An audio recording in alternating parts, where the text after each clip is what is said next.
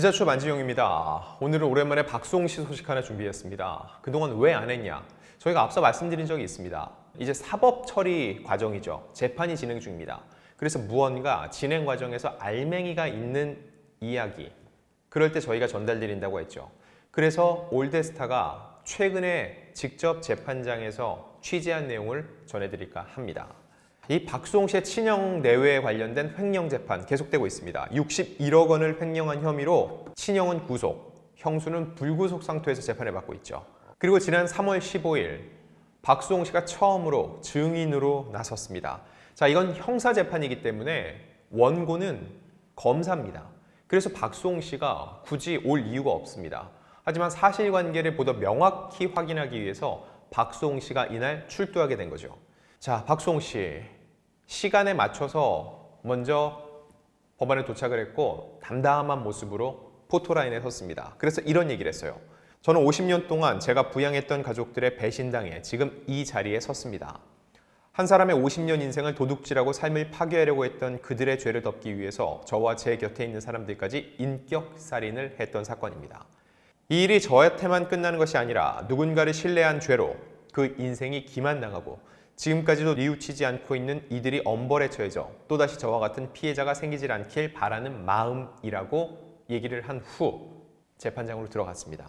이날 재판은 무려 2시간에 걸쳐 진행이 됐어요. 워낙 사건 내용이 방대해서 수천 쪽에 걸쳐 있고요. 이거를 박수홍 씨가 확인을 했는지 체크하는 시간만 20분이 넘게 걸렸습니다. 원래 2시 반에 재판이 시작되고 3시 반에 다른 사건이 있었는데 이 사건이 4시 반 가까이 진행이 되면서 3시 반 사건이 뒤로 밀리기까지 했습니다. 자, 그런데 재판 말미에 담담하게 최대한 이성적으로 답변을 하던 박수홍 씨가 언성을 높이는 일이 발생을 했습니다.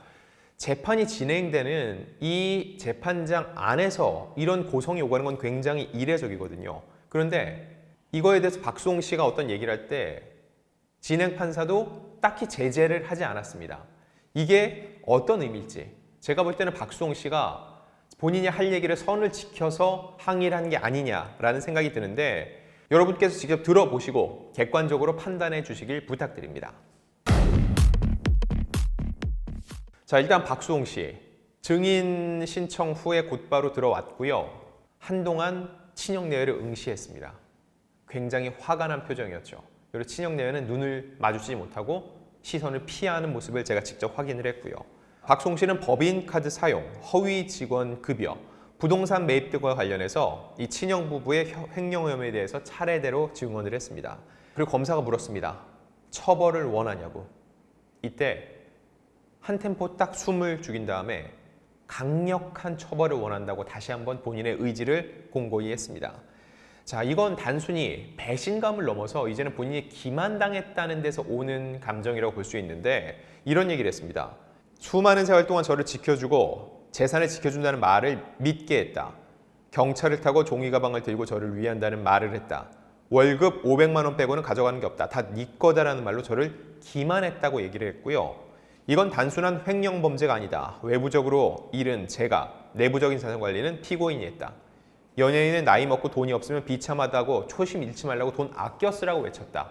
그런 사람이라고 말을 잊지 못했죠. 그렇게 나한테 아껴 쓰라고 했는데 정작 법인카드 사용 내역을 보면 본인이 사용하지 않은 너무 많은 내역들이 들어가 있었다는 주장입니다.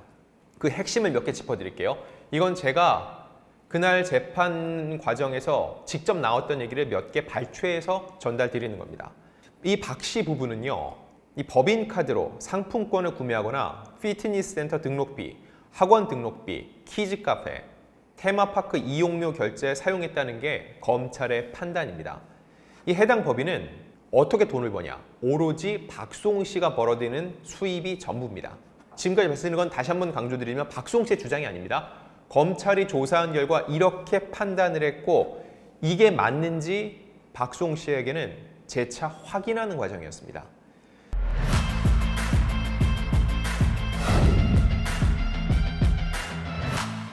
자, 이거에 대해서 박수홍 씨는 이렇게 얘기를 합니다. 상품권을 샀다는 백화점을 간 적이 없다. 상품권을 뽑는 방법도 모른다. 존재 유무를 몰랐다. 그리고 박수홍 씨와 친분이 있는 연예인들이 이 상품권을 받았다는 거에 대해서 받은 적이 없다고 했다. 본인들에게 직접 확인을 했는데 아니라고 했다라는 얘기를 재차 확인했습니다.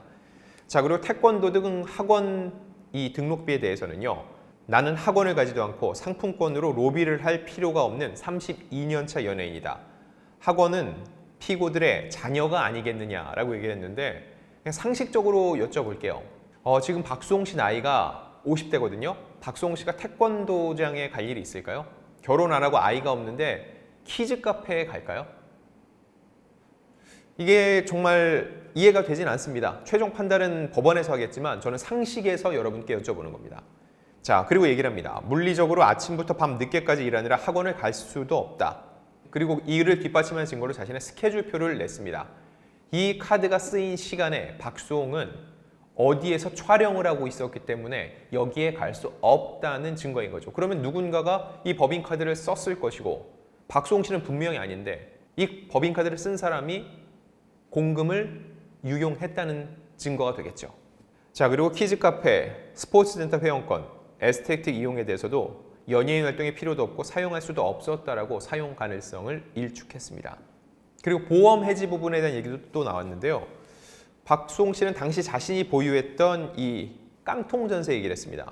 세입자가 나가는데 보증금 문제가 있는 거예요. 보증금을 줄 돈이 없다는 거죠. 본인이 통장을 열어보니까 당연히 담겨 있어야 될 보증금이 없어서 자신이 그동안 부었던 생명보험을 해약해서 내야 됐다는 겁니다. 그래서 이때부터 본격적으로 형의 횡령을 의심하게 됐다는 거죠. 30년 넘게 일했는데 내 통장을 보니 3,380만 원 남아있더라. 돈이 있었으면 왜 보험을 해지했겠나. 그때부터 인지해서 내 계좌 기록을 찾아봤다. 이때부터 본격적인 의심이 시작되고 자료를 요구해서 들여다보기 시작을 했다는 거죠. 보험 해지. 저도 보험이 있지만 중도 해지하면은 해지 환급금이 현저히 낮습니다. 100%는 절대 못 돌려받고요. 그럼에도 불구하고 당장 세입자에게 보증금을 돌려줘야 되기 때문에 그렇게 할 수밖에 없었다는 주장이죠. 자, 지금부터 중요합니다. 이 피고, 친형 측 변호인과는 왜 설전을 벌이게 됐을까요? 일단 친형 측 변호인은요. 반대 신문으로 140개가 넘는 문항을 가져왔습니다. 결국 이걸 다 할 수 없어서 다음 기일로 넘겨서 4월에 재판이 이어지는데 그날 주된 질문이 뭐였나? 똑같이 어떤 질문을 했는지 저희가 다뤄야겠죠. 이거는 양쪽 입장을 다 다루기 위해서 꼭 필요한 절차입니다. 피고 측 변호인은 박수홍이 범죄 사실을 언제 알았느냐를 거듭 물었습니다. 한번 들어보세요. 박수홍 씨는 2021년 5월에 세무사를 만난 후 범죄 사실을 확신했다고 진술을 했습니다. 자, 그런데 그 전에 5월 전에 주고받은 문자를 보면 박수홍이 이미 이런 사실에 대해서 어느 정도 알고 있었고 5월은 아니라는 얘기를 변호사가 하고 있다는 거죠. 이 얘기를 왜 거듭할까 생각을 해봤는데 제가 판단할 때는 결국 박수홍이 5월이라고 했는데 그전에도 알고 있었다. 박수홍이 말하는 이게 다 진실이 아닐 수 있다. 그 기억이 왜곡될 수도 있다. 결국 박수홍 씨의 얘기가 증언으로서 신빙성이 떨어진다는 것을 주장하기 위한 이런 포석이 아닐까라는 생각이 들고요.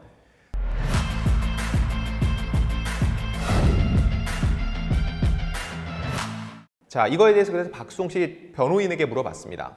이거에 대해서 피고 측 변호인이 5월 전인 3월에 안 거 아니냐고 하는데 박수홍 씨는 옛날에 현금 인출기, OTP 등 사용하는 방법을 하나도 몰랐기 때문에 주주명부의 의미를 몰라서 그 얘기를 듣고 녹취록 이야기가 계속 나오지 않냐. 녹취록에서는 본인이 명백하게 그 전에 몰랐다는 얘기를 하고 있다는 주장이에요. 자, 이 녹취록이 3월에 의심을 하기 시작을 했고 이후에 친형과 대화를 나누는 내용을 담았다는 거죠. 의심이 3월에 시작이 돼서 그때부터는 본인이 계속 내용을 알기 위해서 통화를 했고 그때부터 녹취를 했다는 거죠. 그리고 5월에 세무사를 만나서 내용을 확인해 본 후에 확신을 하게 됐다는 것이 박수홍 씨 측의 반박인 겁니다. 자, 그럼 왜 보선까지 내게 됐을까? 그러면서 변호인과 사실상 설전을 벌이기도 했는데요. 형의 변호인이 박수홍 씨의 개인사가 포함된 내용을 증거로 공개한 후 질의를 하는 과정에서 박수홍 씨가 이렇게 문자를 공개하는 걸 이해하지 못하겠다. 횡령 혐의 본질과 상관없이 나를 흔들려는 의도가 보인다. 충분히 가릴 수도 있었는데 왜 공개하는가? 비열하다고 지적을 했습니다. 다시 한번 구체적으로 말씀드릴게요. 반대 신문에서 피고 측 변호인은요. 고소장에는 2020년 5월에 세무사를 만나 형의 횡령 사실 알았다고 하는데 3월에 이미 주주명부와 공인인증서 비밀번호를 알고 있었다. 알려달라고 문자를 보낸 걸 보여준 겁니다. 그리고 카톡 메시지를 증거자료를 제출을 했고 이에 박수홍은 3월까지는 의심했고 5월에 확신했다고 반박을 했죠. 그런데 이 증거 자료가 문제였습니다. 여기에 과거 박수홍 씨와 교제했다는 A씨의 이름이 그대로 적시돼 있었다는 거죠. 박수홍 씨는 자신이 헤어지라고 반대해서 헤어진 사람, 자신은 친형 쪽을 얘기하는 겁니다. 반대해서 헤어진 사람인데 그 사람이 나와 있는 메시지를 증거자료로 공개하는 이유는 뭐냐? 불러 모자이크 처리를 해도 되지 않냐? 정말 비열하다면서 흥분한 모습을 보였다는 거죠. 자, 제가 그날 이 재판장 안에서 이 자료를 하나하나 올리는 걸 다 봤습니다. 앞서 이렇게 자료 보일 때 변호인 인적사항이라든지 그런 거는 이렇게 싹 붙여놨어요. 지운 게 보여요. 근데 이 문자 메시지를 보일 때는 지우지 않았습니다. 실수를 안 지웠을 수도 있고 박수홍 씨 말씀대로 의도를 했을 수도 있습니다. 그거는 제가 지금 단정 지을 수 없습니다. 다만 분명한 건 박수홍 씨가 그 부분에 대해서 굉장히 화가 났고 결국은 그 부분이 언론을 통해 엄청나게 기사화가 됐습니다. 결국은 이번 사건과 박수홍 씨의 주장에 따르면 본질과는 전혀 상관이 없는 옛 연인의 실명이 이런 식으로 공개가 되는 일이 벌어졌다는 것에 대한 어처구니 없다는 주장인 거죠. 자, 이 비열하다는 말, 사실 법정에서 누군가를 향해서 비열하다고 말하는 게 잦은 일은 아닙니다. 그래서 상대 변호인이 얘기를 합니다. 법정에서 상대를 비방하는 말을 하면 안 된다. 이때 박수홍 씨가 또 맞받아칩니다. 뭐라고 했을까요? 변호사님의 수임료는 누구 돈으로 나갔느냐라고 하는 건데요. 자, 이게 뭐냐면 당연히 친형이 고소를 당하고 그들이 변호사를 수임하면서 수임료를 냈겠죠. 이 돈을 개인 돈이 아니라 법인 돈을 빼서 냈다는 겁니다. 법인 돈, 법인은 누가 버는 돈이죠? 아까 말씀드렸죠. 오로지 박수홍 씨가 수입원인데 박수홍 씨가 번 돈을 박수홍 씨와 재판을 하는 과정에서 자신의 변호사 비용으로 냈다는 겁니다. 이 부분에 대해서는 이미 어느 정도 잘못을 인정을 하고 있습니다. 이 박수홍 씨는 이 부분을 지적을 한 거예요.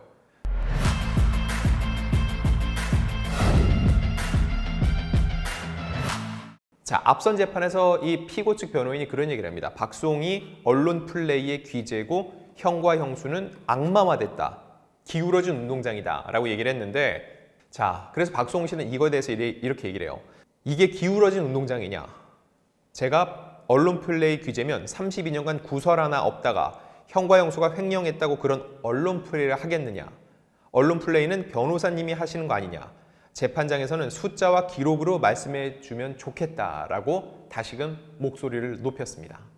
결국 앞서서 굳이 박수홍이 언론 플레이라고 했다. 일단 박수홍 씨가 그때 증인으로 나오지 않았었고요.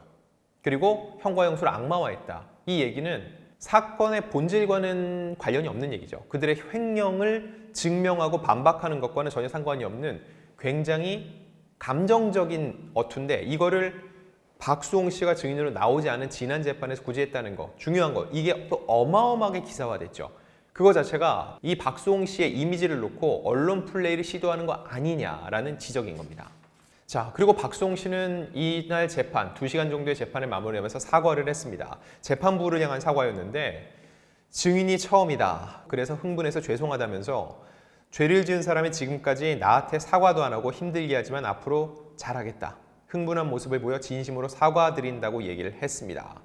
자, 결국은 반대 신문을 위해서 박수홍 씨는 다음 달 19일에도 증인으로 출석할 예정이고 그에 앞서서 오는 3월 20일 허위 유튜버 재판에도 아내와 함께 증인으로 출석을 합니다. 자, 또 엄청나게 기자들이 몰릴 거고 스포트라이트가 쏟아지겠죠. 그럼에도 불구하고 박수홍 씨는 왜 부부가 함께 증인으로 나설 결심을 하게 됐을까요? 한간에 그런 얘기 많이 합니다, 사람들이. 두 사람 어느 정도 억울함 풀렸지 않냐? 지난해 12월 결혼식 후에는 행복한 모습 보이고 있지 않냐? 굳이 그렇게 재판 관련해서 언론을 얼굴에 비치는 게 좋지 않을 수도 있지 않냐? 라고 걱정도 합니다. 그런데 제가 취재를 해보면은요, 어쩔 수 없이 이게 연예인의 숙명인데 박수홍 씨가 카메라 앞에 섰을 때는 웃고 본인의 밝은 모습을 강조하는데 여전히 그 트라우마는 남아 있습니다. 순간순간 울컥울컥 올라오고 여전히 아직도 그래도 설마 뭔가 있겠지 하면서 박수홍 씨나 아내에 대해서 아무것도 없는데 이런 말이 나오겠어? 라는 이런 따가운 시선, 그리고 이런 주장들이 여전히 많은 온라인 커뮤니티에 퍼져 있습니다. 100%다 지울 수가 없으니까요. 그런 게 하나하나 올라올 때마다 가족이 또 상처를 입고 2차 가해를 받고 있다는 거죠. 결국은 이거를 완벽하게라는 건 사실상 이제 불가능합니다. 최대한 원점으로 돌려놓기 위해서 박수홍 씨는 마지막까지 자신이 나서서 할 수 있는 건 모두 하겠다는 겁니다. 그동안 본인이 이 가족들을 믿고 지냈는데 그들에게 배신당했다는 느낌을 갖고 있죠. 진짜 자기의 가족은 지금 자신의 곁에 있는 아내라고 생각을 합니다. 그래서 그 사람의 명예를 위해서, 본인의 명예를 위해서 이번 싸움 끝까지 달려가 보겠다고 얘기를 하고 있는데, 저희 올드스타 지금 결론을 내릴 수는 없습니다. 그렇다고. 다만 이런 재판 과정을 유심히 들여다보면서 또 재판부가 어떤 판결을 내릴지 하나하나 지켜보면서 또 여러분들께 분석을 전해드리겠습니다.